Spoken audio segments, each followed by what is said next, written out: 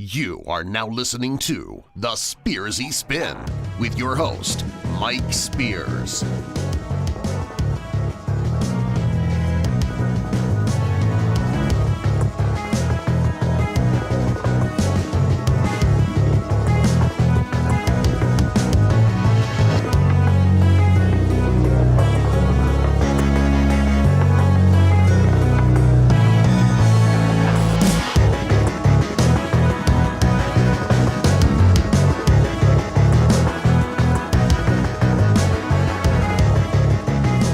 Hi folks, and welcome to the Spearsy Spin. Well, our show was supposed to be about a gentleman by the name of Milo Yianopolous, who used to be a writer for Breitbart News Service, and also he's a commentator, speaker, and he does a whole bunch of stuff. Sadly, though, at the very last minute, we were just finishing writing this thing, actually, and we had to end up pulling it because something just flashed up here. This is news, actually, that we're going to be sharing and somewhat involved. Now, this comes on the heels of Michael Flynn, who's the former national secretary for President Trump. And he is willing now to apparently come and talk with or testify before Congress, as I understand, or the Senate, either one, in exchange for immunity. Now, the reason that that's important, and it's not really, horribly newsworthy in itself, is because this is now coming in on what we received today, which is that an Obama administration official apparently had gone on MSNBC back, I believe, at the beginning of March, and during her interview actually discussed information that would lead any normal person to believe that the Trump administration was in fact tagged and tapped and watched over and so on. So now the lady who is in the clip here that we have, her name is Dr.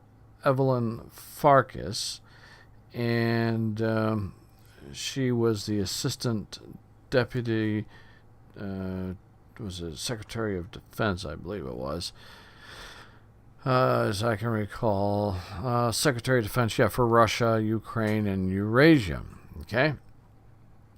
Now you're going to hear this clip, which courtesy of MSNBC, and then you're going to hear her actually say this, which is, I was urging my former colleagues, and frankly speaking, the people of the Hill, that it was important to get all the information you can, get as much information as you can, get as much intelligence as you can before President Obama leaves the administration, because I had a fear that somehow that information would disappear when the senior people left. So number one, how did she know about any information about anything, but especially about the Trump administration, and why was she afraid that it was going to be, hidden away somewhere? So, this is kind of breaking news because we're just learning now that Dr. Farkas is admitting basically surveillance of Trump and his associates, and she's also talking about intelligence leaking. Obviously, and that's what she talks about, getting this information to the friends on the Hill. So now, we go from just this issue with the Trump administration and everything that brought along. But now Americans are going to be, trying to figure out what this is that we're unmasking. What is the surveillance? And now we got to enter in some foreign spying and then some intelligence leaking.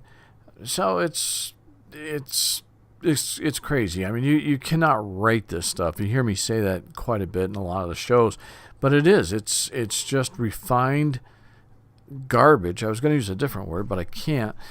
So here's the deal. We are going to run the clip, and because of time constraints, as I understand, at least for this show, we'll be running the clip, and the clip, when it ends, the show is going to end. So we will see everybody on Monday, and here is the clip. And then Evelyn Farkas, the other big story of the day. You actually knew about this attempt to get and preserve information, and full transparency, we're doing some work yourself. Tell us about that. Well, I was urging my former colleagues and frankly speaking, the people on the Hill. It was more actually aimed at telling the Hill people, get as much information as you can, get as much intelligence as you can before President Obama leaves the administration, because I had a fear that somehow that information would disappear with the senior people who left. So it would be hidden away in the bureaucracy, that the Trump folks, if they found out how we knew what we knew about the Trump staff's dealing with Russians, that they would try to compromise those sources and methods, meaning we would no longer have access to that intelligence. So I became very worried because not enough was coming out into the open, and I knew that there was more. We have very good intelligence on Russia. So then I had talked to some of my former colleagues, and I knew that they were trying to also help get information to the Hill. A lot going on today. Yeah. Mark That's Halperin. why you have the leaking. Exactly. People are worried. All right. Put it in 10 seconds, Mark Halperin, all the news of the day. There's going to be a lot of pressure today on the White House and the Attorney General to say more about what that meeting was about and why it wasn't disclosed previously. Okay. The president once again putting the Clintons in the crosshairs, suggesting Congress should investigate them over their own alleged ties to Russia. And there's new controversy surrounding House Intelligence Committee Chairman Devin Nunes. News he visited the White House to meet with a source on his digging into surveillance of Trump and his team during the transition. Well, here's Nunes last night with O'Reilly. We've known about this long before Trump actually sent his famous tweet out about the wiretapping at Trump Tower. We've known that there was additional unmasking of Americans' names. We had sources that had provided us that information. And so what I had to do is I needed a place that I could actually go and find this information and review it. Chief White House correspondent John Roberts kicks off our coverage. Good morning, John.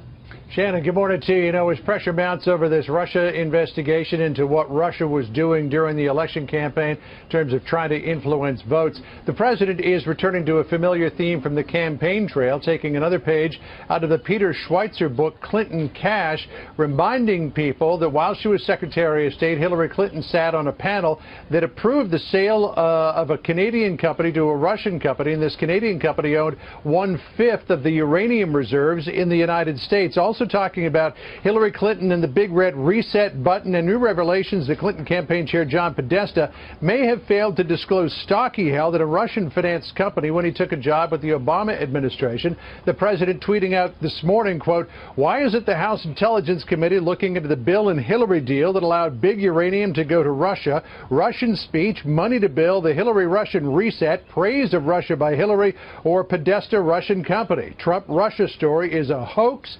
Make America great again." All of this comes as calls mount from the Democrats for House Intelligence Committee Chairman Devin Nunes to recuse himself from the Russia investigation after it was revealed that the information he released last week that appeared to at least partially vindicate the president's claims of being wiretapped came from a visit that Nunes made to the White House the day before he released that information. The White House yesterday said they don't think Nunes did anything improper. Listen here. We've asked both of these entities, both the House and the Senate Intelligence Committees, to undertake this review. So it is partially at our request that they're looking into this. He has said, from my understanding on the record, that he did not meet with White House staff. In fact, Nunes has said that he met with an intelligence official, and the reason why he had to meet him over at the old executive office building was because there's something there called a SCIF. It's a secure compartmented information facility, and that the information he was looking at was on executive branch computers, and he couldn't look at it on the House system up there on Capitol Hill. White House officials I talked with this morning insist that there is still something out there that may come in the form of a series of requests to look at certain people and then unmask them. So I don't think that we've heard the last of this yet, Shannon. Oh, certainly far from it. By the way, though, also President Trump today is going to push forward on something else. New repeals of Obama EPA regulations. That happens today. He'll be heading over to the Environmental Protection Agency this afternoon to sign an executive order that will roll back some Obama administration era rules on climate change, the Clean Power Plan as well. This will allow more existing coal-fired power plants to stay in operation. It would allow more to be built. You know, the president, and they're putting on the coal miner's hat, campaigned very hard on bringing back coal jobs to this country. The EPA Administrator Scott Pruitt said earlier this morning that this executive order will help do that. Listen here. The Clean Power Plan under the previous administration was really not about clean power. It was about picking winners and losers. And the previous administration had an anti-fossil fuel mentality, and it cost us jobs, manufacturing jobs, jobs in the coal sector and oil and gas sector. It's good to be about energy independence again. Now, it's unclear how many jobs in the coal industry this executive order may save, Shannon, because a lot of the move away from coal has been because of cheap natural gas as well as increased automation in the existing coal mines. So it's a promise, and it's one that the president made on the campaign trail. We'll see if it can come to fruition.